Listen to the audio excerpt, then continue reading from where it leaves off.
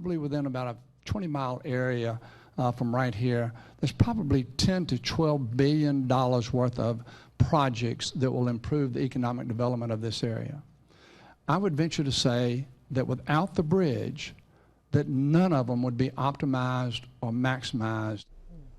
Well, Bill Mayor Sandy Stimson there talking about the I-10 bridge and Bayway project. It has been a long time coming and at the top of the list for the transportation department. Yeah, and today Stimson and other local and state officials welcomed a high-ranking federal transportation official to celebrate a $550 million grant project awarded to that project. Fox's Brendan Kirby is at the News Center. All right, Brendan, this is a lot of money we're talking about, but there are still some funding obstacles.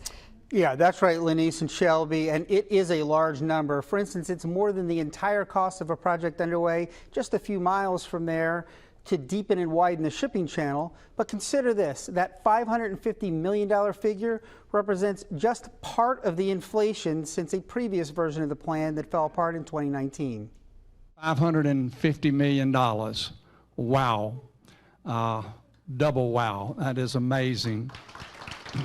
Federal Highway Administrator Shaylin Bott got a hero's welcome on Monday from an A-list roster of state and local officials. He even got the key to the city from Mayor Sandy Stimson. It's all for a $550 million grant awarded to the Interstate 10 Bridge and Bayway project under the Bridge Investment Program.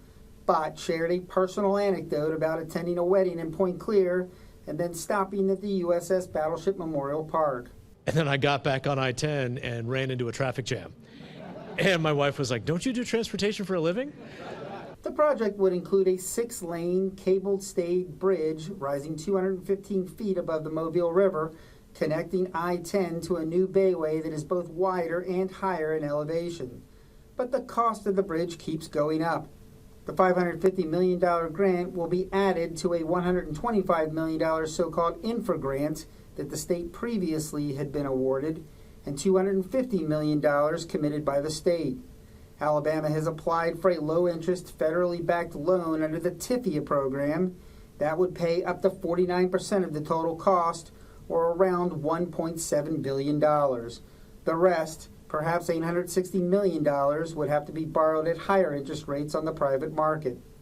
Both the TIFIA loan and private loans would be paid back with toll revenue, but state officials haven't explained how that would be possible, since in 2019, when the projected cost was much lower, they insisted that passenger cars would have to pay $5 a trip and that the Wallace Tunnel also would have to be tolled.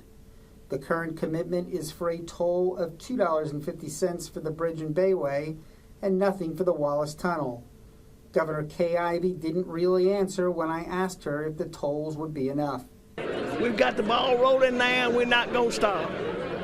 We're going to get it done. Mayor Stimson says he doesn't know what would happen if the tolls failed to raise enough revenue. We're fortunate because the traffic count is going up. And so as the traffic count goes up, that with the existing toll, that might do it. But until you finesse those numbers, you don't really know it.